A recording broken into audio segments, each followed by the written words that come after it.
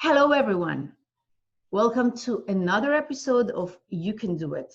Today, my guest is a very unique and talented person, like all my other guests, and she is driven to bring life to written words. She creates carefully nuanced performance. The goal and pleasure is to bring the author's words and vision to life, lifting them off the page and bring the listener with us on wherever the journey leads. Nicole Rene, or El Beckett, as she calls herself, combines the sweetness and saltiness of her voice to create unique adventures. Professionally, she is involved in the world of music for more than 20 years. Her love for music, art, and education has flourished. A career music educator, clinician, and judge who chooses to build her life around music and continually impacting the lives of others through doing so.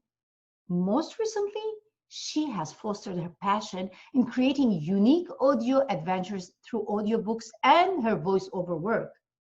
And of course, my own novel, Masks, she chose to be the voice of the protagonist, Anna. And it was an amazing and a wonderful experience for me.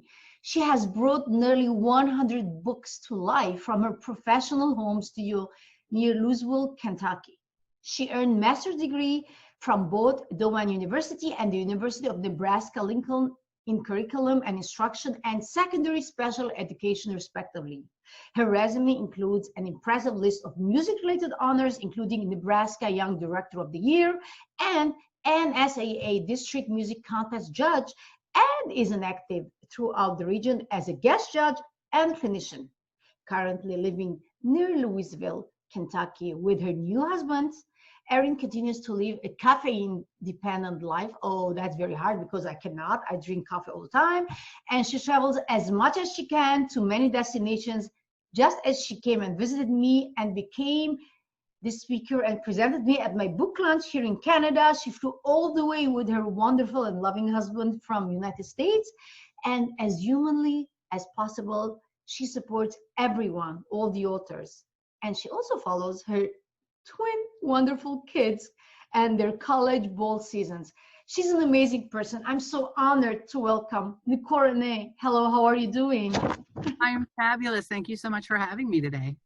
Thank you for being with me. I mean, it's so wonderful to have you in my show because I can understand and realize that how hard it is to bring voices to the characters, especially in my novel. I don't know, but you're doing a lot of novels, and I met you through Audible, Amazon. I want to thank them also for giving me this support and bringing my book to life and making an audiobook, and hopefully very soon making it a movie or a TV series. But your voice was amazing. How can you just choose these books? What can you tell us about your experience as a narrator? Isn't it hard? There are some challenges. It demands that as a professional and as an artist, that we have some type of connection to the book we're auditioning for. And in the case of your book, I was just really drawn to the main character, and I really felt a connection to her. And it's, as in any artist's work, the more connection they have, the more meaningful it becomes. And so throughout the process of producing a book, the challenges we face are to not only find that connection, but to also research and be knowledgeable, create voices and continue to learn and be coached so we can make it an all-encompassing experience, taking the listener right into the situation. So when we're talking about coaching, so you have to coach yourself in order to know how to narrate and how to create the voice of each and every character, or somebody coaches you? How is the procedure? How does it go? How does it work? There are a couple of different levels. There is a lot of outside coaching to be done. professionally speaking, just to hone better voices, better pacing, better technical skills with where to put the microphone, how to best produce it. But there's also coaching from maybe the author has perspective or an idea in mind of what they want a character to sound like. There's a character in a book I'm narrating right now, a male character, and part of his edginess has to do with the fact that his voice is aged and scratchy from years and years of smoking. So very different from the last book I narrated. I had to learn how to sound like a 9-year-old boy. So there's outside coaching. There's also coaching from the author or the rights holder in the vision they see, helping it come full circle. And because when you were just reading my book, I remember back and forth, you were just telling me about the characters, how you're gonna do it. I remember, like, do I do it in Arabic accent? I do it in Armenian accent. It was so fun. And I was like, no, it's okay. Do your own accent, remember? And when I listened to it, I'm like, oh my God, she's Anna. And it was wonderful. And I remember, like, when we took each and every step and you analyzed the characters and even male voices. I mean, I had some harsh royal family members in the story, and I don't know how hard it was for you, but I think it came out to be an amazing audiobook, because all the reviews are 5 stars for the audiobook. And I have to thank you. I have to thank Amazon Audible for supporting me. Also to thank my brain to write down the story. Yeah, very humble. and but the thing is that I see a lot of people from new generation that they are drawn to audiobooks and they don't read paperback and hardcovers. And I think just when I hold the book and I just turn the pages, it's a different feeling. Do you think that it comes because I come from the older generation, or there's a difference? What is it about the audiobooks that they just attract the audience? Well, I think had you asked me this in January, I might have a little bit different answer. But initially, I'm going to answer this as I would have in January. Why January? Don't tell me about because of the COVID. Well, just because our trends are changing a little bit right now. Before everybody was primarily working from home and all that stuff, people used audiobooks as a distraction when they were commuting. Sometimes people can't read on the train into work, so they listened to it instead. Audiobooks were used as a good way for kids that had comprehension problems, or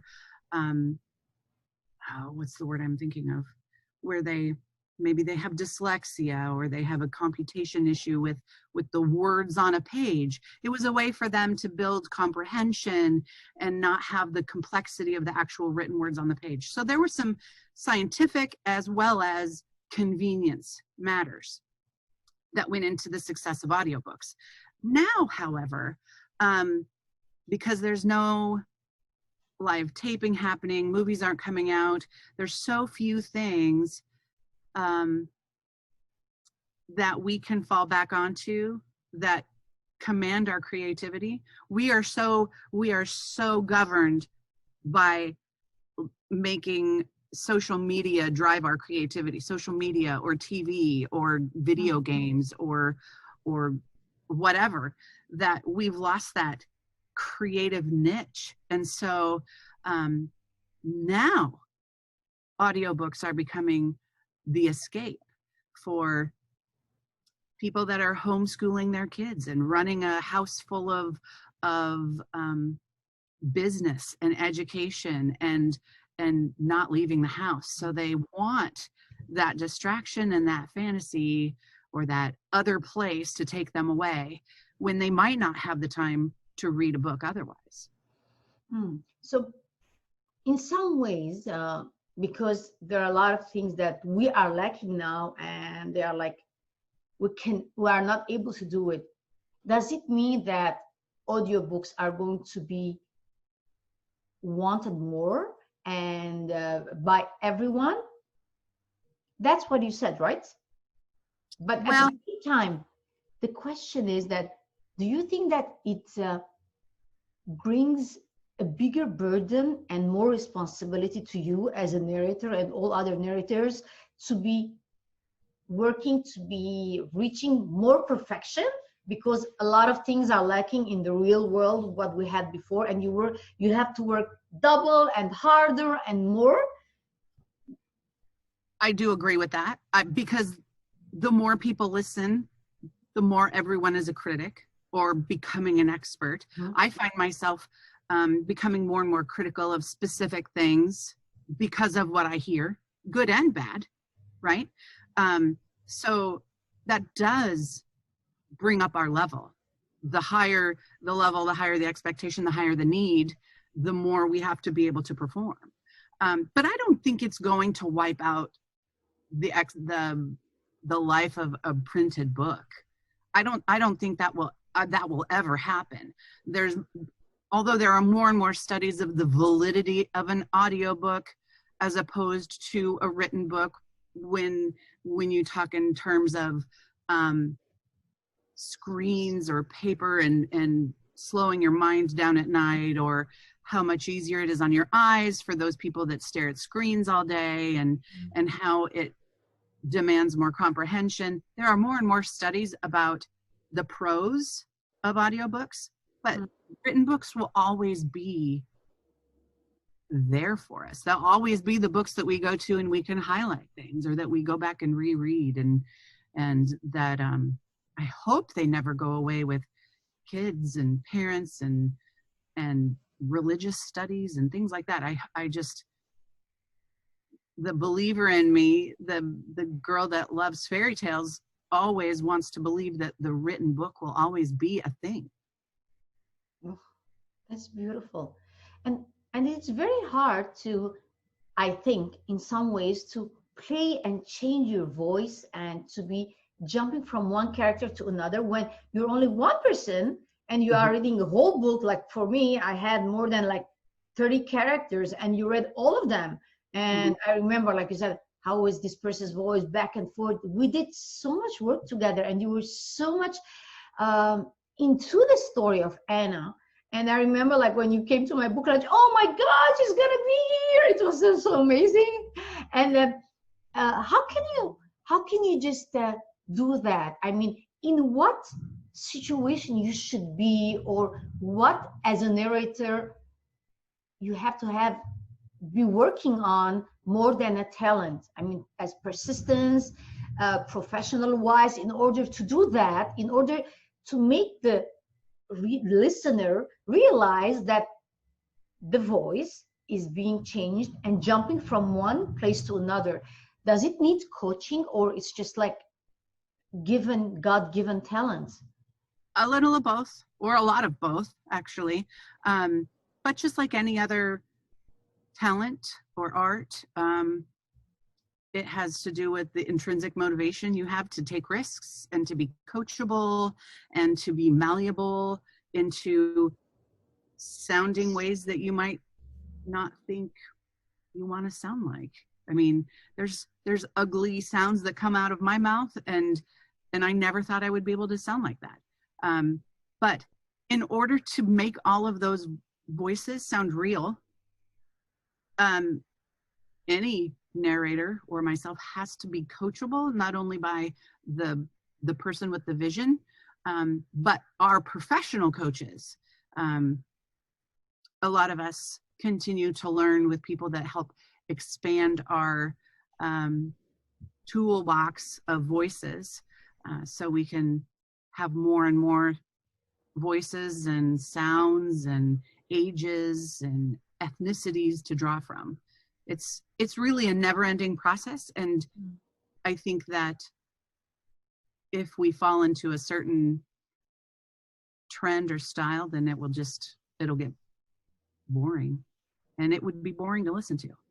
And we're talking about the coaches. So mainly when coaches train you or help you, can you give us some tips or tell us, I mean, what are the main things that they focus on in order to help you just become this amazing and successful and well-known Nicole Rene? Because like I mean, when I told about you, my friend Mireille, she's like, oh my God, she's gonna be a narrator. Yeah, I found her from Amazon Audible. She's there. Oh my God, we love her here in USA, because everybody loves your voice. And we know that you have narrated a lot of books before my book, and it was such an honor to have you be the narrator of Masks.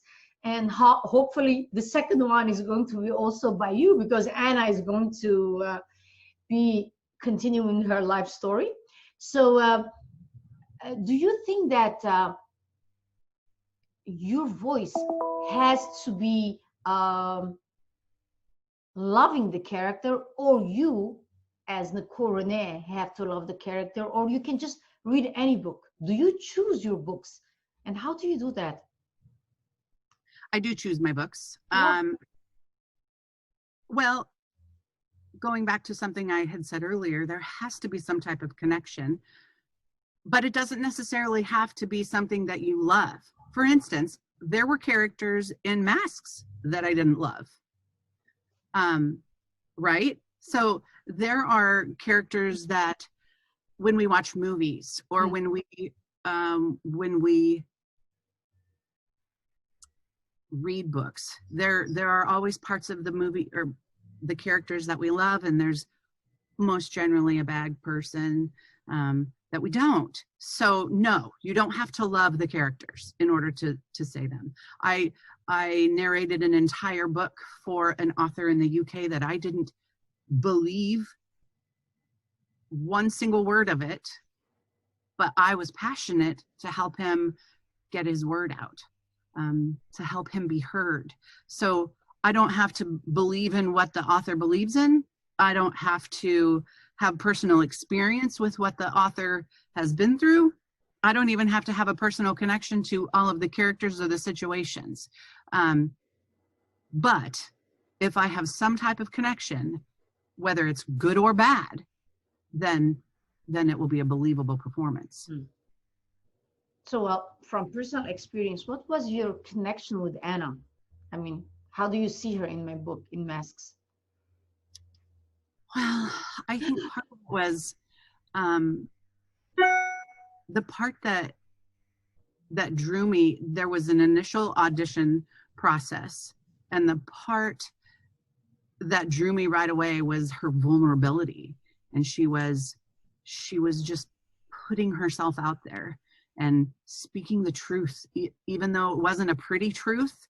She was speaking it, and even though she doubted herself, there was someone there by her saying, "You are incredible. How did you do that? How did you make it through?" And I thought, oh my gosh, that speaks of our strengths, and Give me goosebumps, Nicole. And it speaks of the power of somebody believing in us, and how much just one person believing in you can help get you through dark times. And I really believed in her. Thank you. Thank you for believing in Anna. Absolutely. I thank you on her behalf, and because she's a part of me. And I also want to say that the way that you just narrated the story, I was like shocked, like, oh my God, she can do, because a lot of people said, you read the story. I said, I can't. Okay, it's based on true life events. Mostly Anna is from my life experience, and I created this character, Anna, in Masks. But I want someone professional, because I know that you can do it in a beautiful way. And a lot of narrators wanted to do it, but your voice was so different. And I felt that it should be said the right way. It doesn't matter if I love to do it. What matters is how listeners want to listen to it. So I don't know if there are other, because we were talking, remember the other time, that there are a lot of people who narrate their own stories. So I respect that, but I think that if you just give it to someone who is so professional and they really know what they're doing, it might be 1000%, not 100%, so much better, because they know every single technique. Because for me, I would have done it, I mean, with my Armenian accent, of course, but it would have never been the same way that you did it, because you lived Anna, and even without knowing the characters, you gave life to it. I thank you for that. It was my pleasure. So when we're talking about the audiobooks, how much do you think that the audiobooks can revive and give life to the imagination of the listeners as if they're watching a movie, comparing to paperback books, the ordinary books? Is there a difference? Does it help them more to just imagine things, or it's just the same? Well, I think it depends on the person, for a variety of reasons. Because first of all, there are people that have comprehension issues with the written word, and they go back and they reread it and they reread it, and it's such a computational burden for them to actually read that it doesn't get to become this awesome story in their mind. And for those people, audiobooks would be awesome, because they don't have to worry about the work of reading. There are some people, though, that need that book and those words and that time. They can take as much time as they want to create and paint and delve into a thought or an idea. And it also depends on how creative your mind is. There are some people that just are so black and white thinkers that they don't necessarily allow themselves to create. And I don't honestly know which way would be more successful for them. But absolutely, if you are creative and able to multitask in a lot of ways, and maybe just don't want to be burdened by actually reading, absolutely, it can help create people and nuance of voice, nuance of relationships or emotions that some people just wouldn't pick up from reading it on a page. And you think that we were talking again about the coaches, and we just because I asked the two questions together, I was talking about the coaches. How much do you think that coaches could help an author to read their own story? Could they help them? Are there coaches they do that? I'm sure there are, because a lot of the actual technicalities of narrating an audiobook has to do with technique, where the microphone is, how you do consonants, how you breathe. There's a lot of technical components to that an author without microphone training or booth training, they wouldn't know that. And it would be so hard to make it right if they just set up a microphone and did their own thing. To breathe? You kidding me? No. Oh my God, wow. How does that work? What is that? Give me an example. For example, if I am like, this is sometimes how my microphone is set up, so when I use a P or a T, it doesn't pop into the microphone. But if you're breathing and you have this big long in the microphone, it would sound horrible. And so a lot of it has to do with making sure that you take little breaths at the end of what you're saying, so then the microphone can't really pick it up. Wow.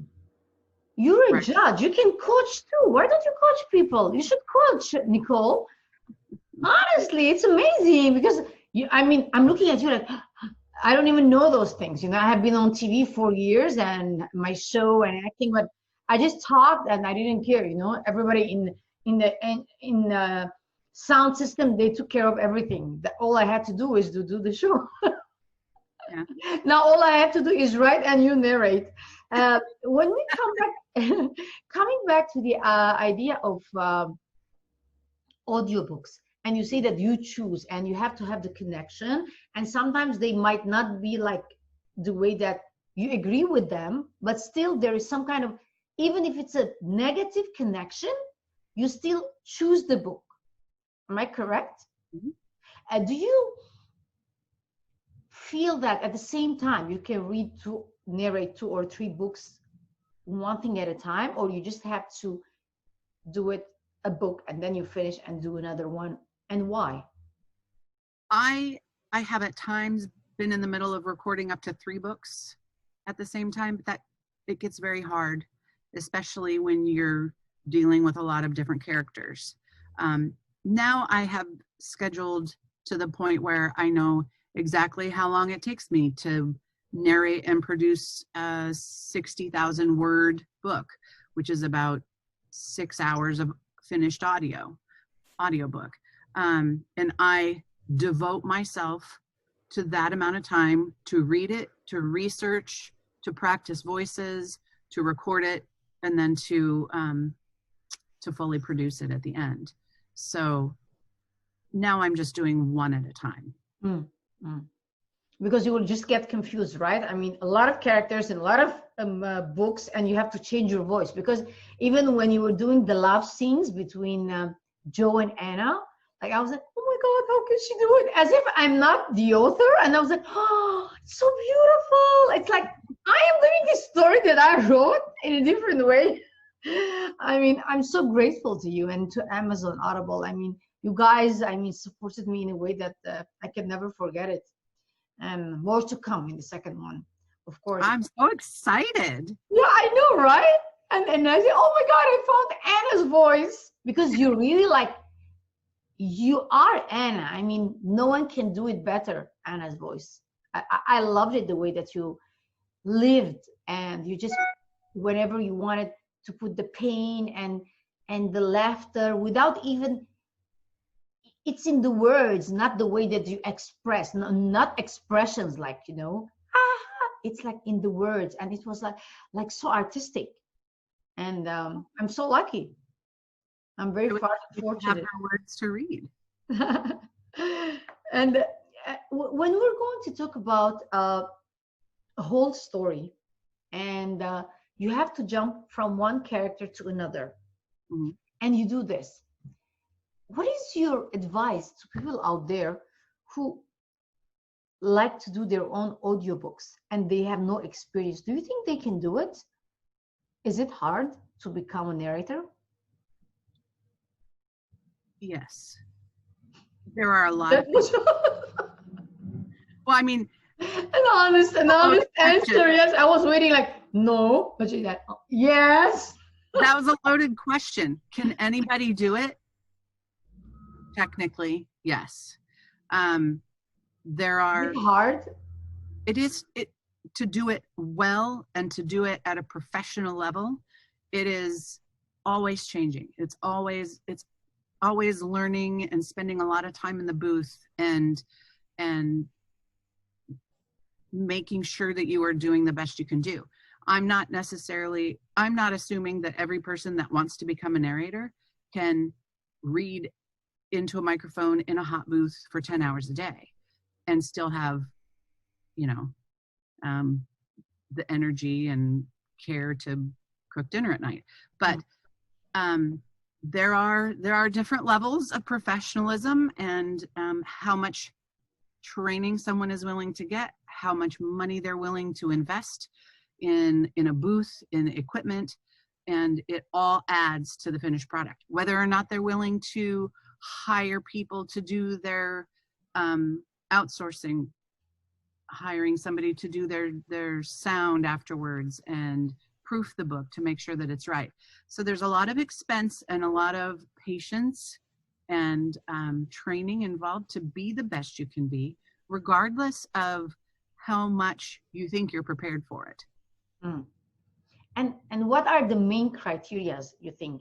I mean, as a talent, I mean, what should they have beside everything professional, like the microphone, the place they have to be, I mean, isolated, not having voice from outside, but the main criteria that somebody should have in order to be a narrator? What do you advise them? Well, like a background in theater or journalism broadcast or anything like that would be helpful. Radio experience. I like the background I have in vocal performance because I have a good, strong breathing fundamentals.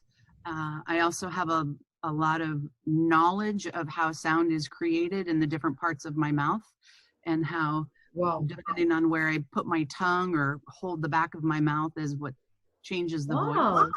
voice. That's helpful, but it's not required. It just depends on what books you'll be doing. I think the only requirement is commitment and making sure that you're willing to see it through, or you just won't. It's not a get rich quick scheme. It definitely is not. You have to put in a lot of sweat equity and a lot of time to make it what it should be. Mm. When we talk about narrating books, I know that you have narrated like over 100 books. Are there some characters that make you sad, or you live the moment, or you're stuck in the character? Does it happen to you? Yes, absolutely. Absolutely. You and I had a lot of those conversations last summer we did. Over Christmas time, I was narrating a book about a girl who was sex trafficked by her grandpa. And I would cry myself to sleep. I could only record one chapter a day because it was so emotionally taxing on me. And I would send the author emails about how I just wanted to, the mom in me wanted to wrap her up in my arms and keep her safe from what was happening. Absolutely. You can be connected and you can be mad. I was mad at some people in your book, and you can have the whole range of emotions for the characters, just like you would if you would see it on screen or it's like in the movies, huh? I feel like it's so much like a movie. There's only like you're hearing, but you cannot watch. But it's so close to being a movie, and it's very like interesting because there's a lot. I mean, the only thing is that there aren't the characters there as people acting, but the rest, the voice is there. So it's so easy. And I remember like some chapters from Anna, we were just talking back and forth, and you were just saying, "Oh my God, oh my God," and I was like, and you made me like sad too, but we made it, right? How did Anna make you feel? Depending on the part of the story, sometimes I thought she was overly materialistic, and I loved the transformation of her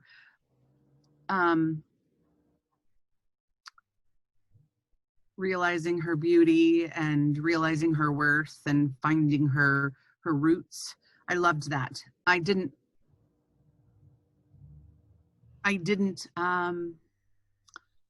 there was a part where I wished Anna had more of a connection to there were some times when Anna went to go visit her parents, and I wanted there to be more of a connection there. But ultimately love prevails, right? I mean, I love the sensitive and the true, the real sides of Anna that we saw. Those were the best parts. Wow. I love it. Well, in the second book, definitely we'll see more of Anna. Mm-hmm. You know, the thing is that I felt that you were just leaving everything, because the questions that you were asking, remember, like this person, how you might describe more so that you will change your voice, and for Joe, for Abbas, and for the Royal Prince, it was like, oh my God, she's so into it. And I have never experienced anything like this before, because I never wrote a book before. I didn't know that I'm going to be award-winning author. I didn't know that Amazon Audible is going to adapt it into an audiobook, and you are going to be my narrator. Because for me, it was like, in the head of my mind, why is she asking me these questions? She has to read. And like, oh, when I listened to it, I just realized, because I had no experience, and it was beautiful. Um, it was a wonderful experience, and I know that having someone so passionate like you're an artist, because you just give life to these characters. And when you came to my book launch, it was such an honor to have you there. And I looked at you and your husband, he's awesome at the same time. I love both of you guys, and I'm so sad that we didn't have a lot of time to be together. Next time, maybe your kids will be with you too. I call them Disney babies, right? And because they're so beautiful and awesome. And it's even in the video that it's on YouTube, Masks, Nataly Restokian, you, me, and your husband, like, yes, yes, yes, we're doing like this. It was so beautiful to have this connection with the person who gave life to my protagonist, Anna, because Anna is my voice, and I couldn't find anybody doing better than you did, because for me it was um, a first experience, and I didn't expect it to be that awesome. And I think I was blessed to have you as my narrator, because you give, not only, you didn't put only your words and your work, you put your passion and your emotions, and it was awesome. If I go back in time, I would change nothing, honestly. Thank you for putting your faith in me. I'm glad I could give Anna a voice. If, of course, and everybody loved your voice. Even my friend, like, oh, she's so famous here in the States. I said, really? Yeah, yeah. And remember, she came, Mireille, and she wanted to say hi to you. I listen to her books all the time. And the thing is that through this show, I want to address our viewers, because every time I have a guest, I tell them that there is something, an advice to inspire them, as I named my show, You Can Do It. So if Nicole Rene can do it, what is your advice to people out there who want to become narrators, or they want to be in this career as audiobook career? What is your advice after all the success, all this fame, and everything that you have achieved as a narrator and also as a judge? What can you say to everybody who is listening to us today? My biggest piece of advice would be to be willing to commit 100%. Be willing to be vulnerable. Be willing to be creative and take risks. Really, I suppose that's just a good recipe for life. But those things have to be focused on in this venue, especially because if you stay in this tiny little box, it's never going to bloom and blossom into meaningful storytelling. There has to be a commitment to creativity and becoming the voice. And there's a commitment and a vulnerability to that some people just aren't willing to do. Wow. But it can be done. It absolutely can be. Yeah. What if I ask you another question? Okay. It's going to be the last question, because I know that we're running out of time. So, you know that we're writing the second book and Anna is coming back to life. So what do you have to say to Anna in advice in the second book? You know her very well, right? Yes. I would say that part of what we loved so much about Anna in the first book was how, in the end, it all ended up coming up full circle with roots and who she believed she was and what she believed she was worthy of. And I think if we see more of that, of her in the second book, where she is real and true and honest and connected, that'll be awesome. Because she lost a lot of that connectivity for a while in that first book when she was discovering more about who she was. So it'll be it would be nice to see the true, sensitive, organic, the real Anna.